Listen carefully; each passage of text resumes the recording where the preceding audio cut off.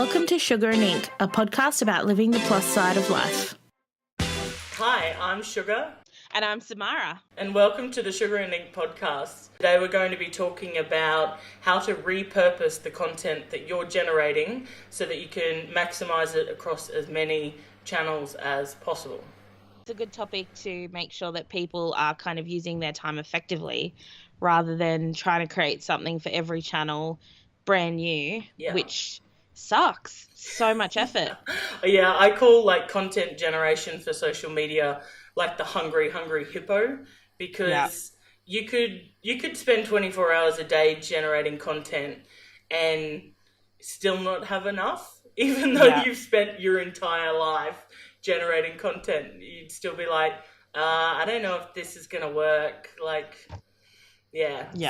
I think it's important that if you're creating stuff and that you be able to take, like, say, one video day or one photo day and turn it into, you know, a couple of weeks or a month's worth of content. So absolutely. Yeah. So what's your what advice do you give to clients when they ask you about this topic? Yeah, I don't mind them taking photos and like reporting on stuff on the fly, a bit like how you mentioned in that episode about how you guys deal with the legislation stuff as it comes in. But I definitely recommend that they keep a bit of a like stockpile of images and video. So I say at least sort of once a month they should be creating photos or video to keep that stockpile bumping along. And obviously if it's something more like a blog, then that's not going to be enough. But if you're a small business and you're getting a decent amount of coverage out of that day, then that should really supplement your day-to-day stuff really like quite well. So what about you guys? So with us, I try to reuse photos. So I repurpose particularly volunteer photos of our volunteers in lovely Vinnie's aprons. And I find that because we don't have kind of, like I've spoken about this before, we don't have like a Fred Hollows or like one person who just there's so much recognition in. We have to make sure that we use our brand colors and our logo on our aprons consistently. And it doesn't hurt to use the same volunteer over and over again, because sometimes then people associate that volunteer with Vinnie's. So it's just like putting a new quote over the top or putting some new text to go with it in a Facebook post. But I'm definitely not afraid of using the same post or the same photo multiple times, particularly because we post, if you're posting so often, you kind of can use the same photo a few times because not everyone's seeing it anyway. I think that's the most important thing. I came across that in an article or something somewhere that was like, well, you're complaining about your reach, but what you don't realize is that just gives you an opportunity to repeat content or repurpose. In, like you said, I can share the same blog post with 4 different like intros into it or photos into it or whatever. And the majority of people on my page are never going to see every single one of them. You know? Exactly. Even someone who's super committed to the page isn't going to see everything that you post unless they go to the page and scroll for it. So I think that's important for people to remember when you're repurposing. You may feel like you've seen it over and over again, but most people on the page won't. No, and I think by reusing the same stuff as well, you're creating a consistency. So when someone sees something, even if they have seen it before, they go, oh, that's Sugar. Oh, that's Vinnie's, or that's whatever. And I don't think that people, like, I don't think you should have the pressure that you have to create something new every single time. Because it's unrealistic in terms of time, and the consistency to have the same photo used often enough that someone looks at it and knows that's your brand photo. Like the photos you do of yourself, I feel like I've seen them a lot, but I like that I've seen them a lot. I like that as soon as I see it, I know I don't even have to see who the post is from, you know, the little click link to your page, I know it's you. And that's where those styled images and photo shoots and that really work well, because it starts to brand like quite specifically, like you said, and you start to get to know, and I noticed that on those images, that they start to lose their effectiveness after a little while, and that's when it's time to restock, you know. Yeah. I say that I work with a clothing brand, and we can really tell when people have seen the images enough. Like, we either have to reshoot something, or, you know, if we've still got stock of it to sell, it has to be reshot, so that way it refreshes the whole thing. So in that sense, it's really important. And when you're repurposing, you will start to get to know, okay, well, the engagement on this is starting to decline, or I'm just not getting the response I was getting or was expecting to get. So that's when it's like, okay, well, we need to look at creating a new batch of photos, which now that I've nearly got my hair where I want it to be, maybe I will. But I know the grey hair photos, they were just so great. So great. I love those photos because I feel like your hair, the white background and the pops of black in like some of your like fixtures and stuff. I really love that. They were really great photos. I think repurposing photos is definitely easy to do, and people shouldn't be afraid to do it. And something else that we do is we repurpose quotes. So if a quote does really, really well, I just kind of keep a note of that and then reuse that quote maybe 1 or 2 months later with just a different background, whether it's a different color background or an image to go with it. And then I know that that's going to do strongly. They're definitely, we do that a bit with Kelvin's page, where we republish people's reviews and create a little like quote card sort of image where it has the people's reviews, and we share it and we're like, thanks so much, we love doing this, or this is why we love, you know, people, or whatever it's going to be. And I do find that when one of those is performing really well, it's better to reuse it than go to something else. So 100%. And I think that's important too. People forget that those testimonials and reviews that people are leaving actually are great content to repurpose. So they shouldn't just live on your website and die there. You can definitely be using them in social media and in quotes, email footers, just everywhere, really. Yeah. And that then probably comes to the next thing people could do is to repurpose like client photos. So if you sell a product, if someone takes a photo of their kid wearing that product or them wearing it or using it, repurposing that, because usually if they put it on social media, they're quite fine with you resharing that as long as you maybe link back to their social media page. But reusing it that way, and then not just reusing it on social, but then reuse it in your email comms, reuse it on your website, just put it everywhere. Yeah, I think, and that's really important. People get very scared of sharing customer photos, but I think as long as you're willing to ask permission, or while they're there, get a photo with them, take a selfie, whatever you're doing, depending on your industry. I think if you're not asking, then you've already shut yourself down. So it's really important to take that content that other people are creating for you and turn it into usable and reusable content for your social media. Absolutely. Yeah, definitely doesn't hurt. It makes life so much easier. And there's a little bit of like peer endorsement that comes with that, with someone else's photo or someone's review. Is it's not just you talking about how wonderful your brand or business is, but it's someone else talking about it. You're just resharing it. Yeah, and it's why it's so important to really start to reach out to those influencers, whether they're just a mum in your circle. So say you're a local business and you want to tap into that mum market, and you just have a bit of a look and see, well, who's your alpha mum? And, you know, get in touch, offer a free coffee if you're a coffee shop or whatever, and just get that opportunity to have that content created for you.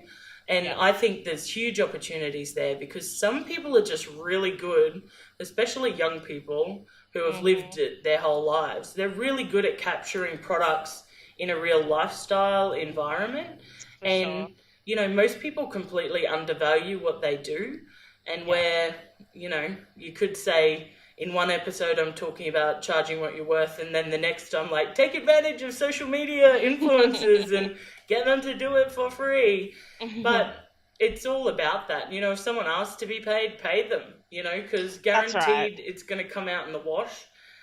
So many people are undervalued that it's like, get them creating content for you. You know, if you, as soon as a business says to me, we don't have time to do that, I'm like, okay, well, here are the options. You can, you know, ship out your products. You can do this, you can do that. Like, yeah, it's about getting that stuff created and then utilizing it, like we said, across as many platforms as it works for.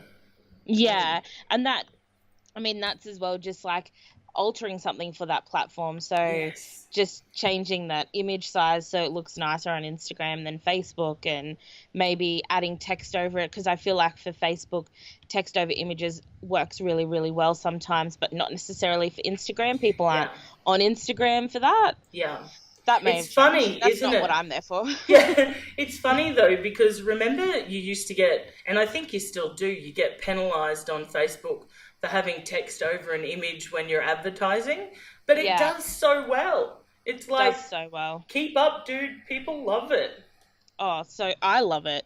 And I hate when it's like, I think the limit's like 20% or something. Yeah. 20%. Yeah. They've got that little grid guideline thing, and it's like, if this was all text in my background, that would be too much text because it's taking over this square, that square, this square.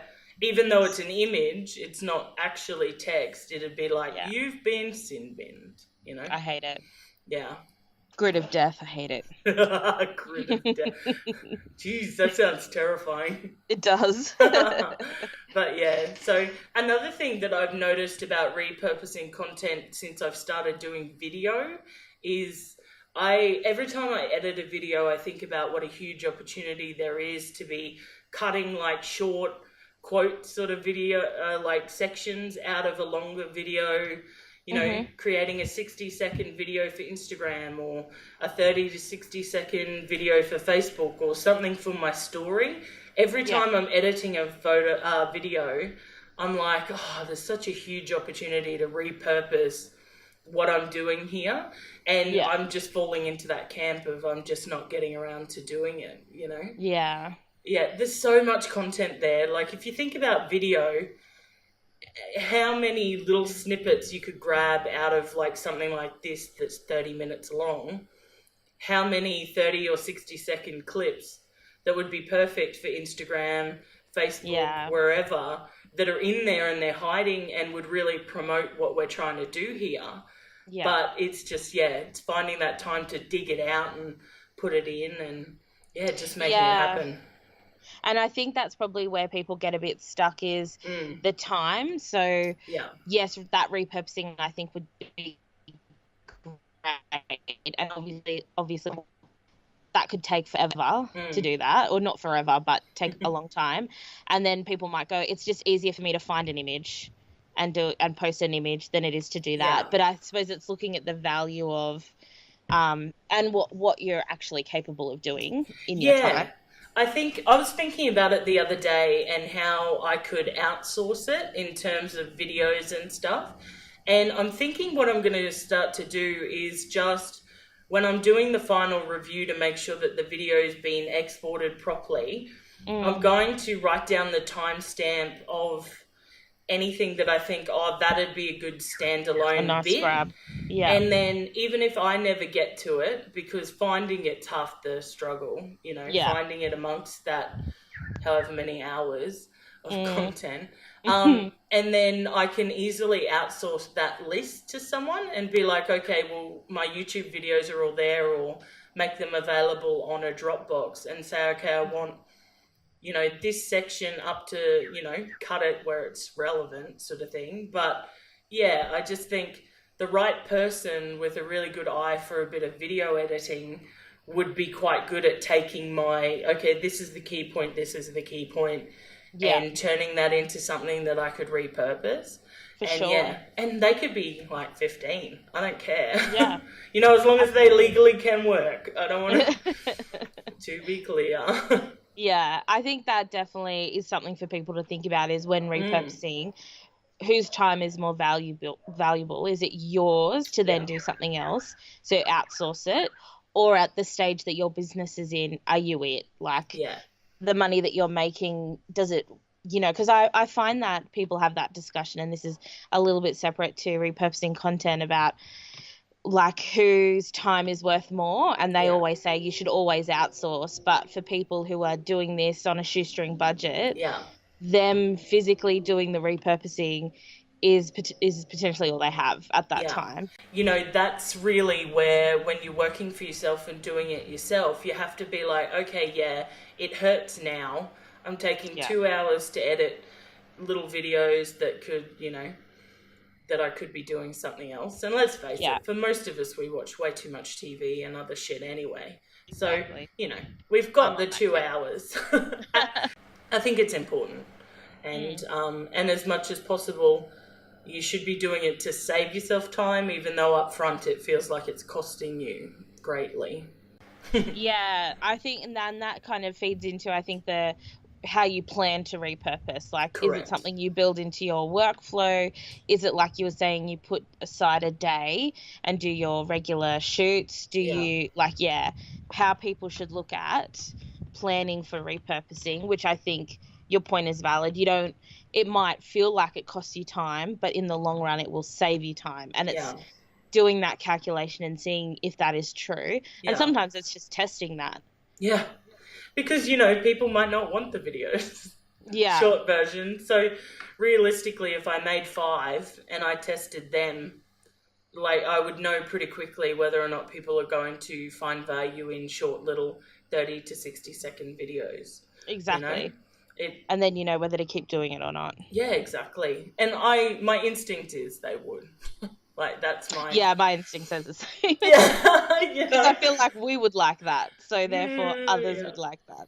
Yeah, and I think... Because, even in a conversation like we're having here, there's so many little, little chunks of conversation that could stand alone. Sure. We move from one thing to another, and you think, oh yeah, well that was 5 minutes. It could easily be its own YouTube video, rather than 1 40-minute extravaganza. Which 100%. I'm trying to teach myself to do that a bit with the content that I'm creating on YouTube. The longer format is fine, but some days when I record, what I actually have got is 2 or 3 videos that I just need to chill out on the 15-minute plus section and start reining it in, Do the short, quick ones, Yeah, give people some bite-sized stuff that they can consume, Who has 40 minutes anymore just to be like, hey, video? I think video is a good one to talk about, particularly the live. So YouTube has YouTube Live now. Facebook has had Facebook Live for a while. Instagram does live. Yeah. And if Twitter, I think, even had some version of live. Periscope. Someone said, "Oh, that was separate." Yeah, it was connected through Periscope, Twitter, so it would notify your followers. I did wonder how that worked, because Periscope died a pretty speedy death, didn't it? Oh, but it was like the next big thing. People felt like it was, and I don't know how it could have been. To be honest, I think the biggest thing that they always had a problem with Periscope were the creepers. There was no way to moderate. You'd get on there and live view people being like, take your clothes off, shut the fuck up and just get naked. And you're like, I'm actually talking about, web design today. I'm not going to be naked today. So, I would get some weird ones like, show me your feet. And it's like, I'm not into feet. I don't even know how creepers get on a platform that fast. So quick. How did they know that was the new place to be creepy? I was like... I think it's old school for the creepers. If you think about camming and stuff, it's just like a version of that. It's I know, but they leapt on it. They were there more than anyone. There must have been people feeding into it. Yeah, as in, quick, get your butt to Periscope. You can see people's feet over there. Ew. Feet. So gross. Yeah, so with the Facebook Live, what we've done before is because you get the video file saved to the device that you use, and then it sits on your page for however long you'd like it to. Yeah. So we then have used it to upload that to our YouTube channel, to then link to it on our website or embed it on the website on our website under stuff, and then link to it in our email comms as well. So that one Facebook Live it was a half an hour Q&A turned into something we could use across everything to help get the message out further, because you don't want to just rely on people who can watch you while the live's on. You want to be able to send it out to them afterwards, because not everyone can just drop everything at, say, 5 p.m.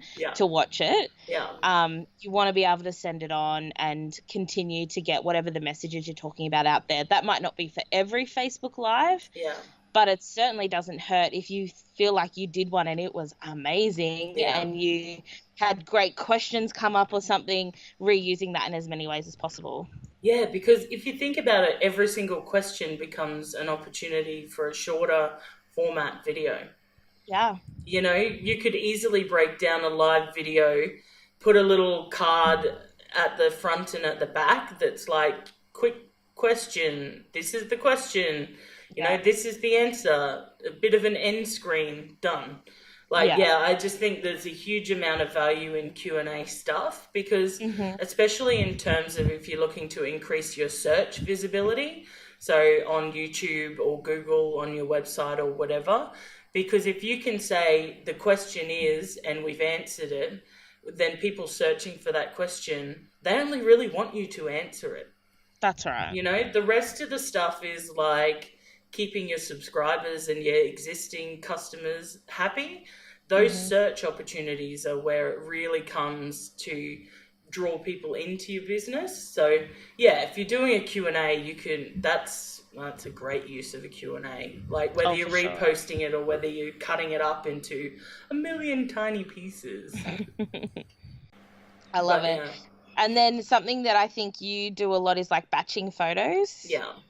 Batching the photos, batching content and stuff like that. So if I'm writing for a day, I immediately start to plan what sort of images I'm going to need. And basically I start to think about, while I'm writing it, how I'm going to share it out there. So that's something I got better at when I started making YouTube videos, because they're so clear about, you have to have a really clear heading and description, thumbnail, that sort of stuff. So it's like almost reverse engineering what you want your outcome or whatever to be, and then going from there, so that everything's posed as a question, or there's little sections that you can pull out to use to promote the post, and just things like that. So for me, as soon as I write something, it becomes quite clear to me which sentence or two I could use to promote. Yeah, and then there's the images, obviously. It's a huge deal for me to batch images. I don't have time every single day to take every single photo, you know, at all. So I need a database of images, and so, I just go about batching those, making sure I've got a stockpile there, and then, you know, I make sure I have landscape and portrait of most images, so that way, you know, portrait's going to work better some places, landscape will work better elsewhere. For sure. That sort of thing. How do you guys collect that sort of imagery? Do you do it on a fortnightly basis, or how are you collecting it? It's just relied upon when the states manage to get their next round of corporate photos taken. So once I've got them, it's very similar. I just reuse the buggery out of them until I get the next lot, because I don't know when it's going to happen. And some can be not ideal because a volunteer or a staff member might move on, that we then have to stop using them as well. So sometimes they do come with a caveat as to, you can only use this for this amount of time, which also puts some limitations on what we can do. But I have built up a really good stock imagery library that has, you know, most of our colors are in the images, so there's strong blues, and we just repurpose those across whatever that we're doing. So we have print publications and our digital, and pretty much anyone can use them. Yeah. So that we aren't reinventing the wheel for other areas of the organization. So absolutely. Yeah. So yeah, for other versions of marketing, because realistically, digital marketing is the hungriest, and then from there you've got like internal, and you've got, you know, your website, and you've got, well, that's part of digital, but, you know, newsletters or magazines, or when you have to submit a photo with a article or something. Yeah. Annual reports, there's like millions. Millions and millions, yeah. I'm just crying on the inside. Annual reports are the worst. I hate annual reports. They're just, anyway. Yeah. I don't have to do one again, which will be good. Yeah. Yeah, you can repurpose a lot of like content that you've used throughout the year in an annual report if you're smart about it.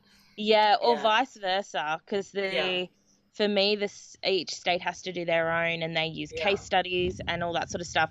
So I'll actually go through their publications to find stuff that hasn't been sent to me, and then repurpose that. So you don't even have to look at what you're doing yourself online. You can repurpose other people's stuff. Yeah. So that's so important.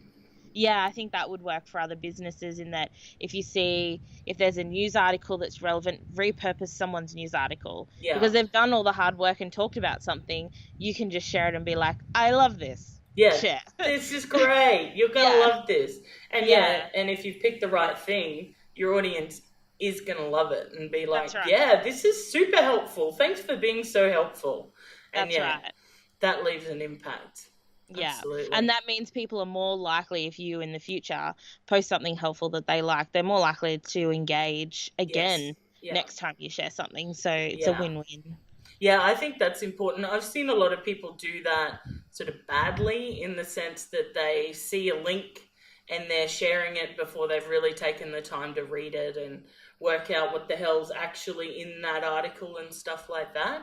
I think it's really important, if you're sharing other people's content, that you take a look at where it's coming from, the site or, you know, news outlet or whatever, and making sure you want to be associated with them. And then from there, making sure you're reading that article, even, you know, go as far as take a quick look at who the author is and what other stuff they've written. I think, especially because I do a bit of work in insurance and financial services and stuff like that, it's really important to not be associating their brand with someone who could be deemed to be like giving bad advice, I guess. Yeah. Sure, yeah. For smaller bloggers and stuff like that, I would maybe mention to them that you're going to share it. For larger organisations, I wouldn't bother. Just because they expect you to share. If you contacted them and said, I'm going to share this post, they'd be like, whoop-de-doo for you. Yeah. Thanks for the FYI, not. Yeah, no one cares, lady. Do what you want. So, Yeah.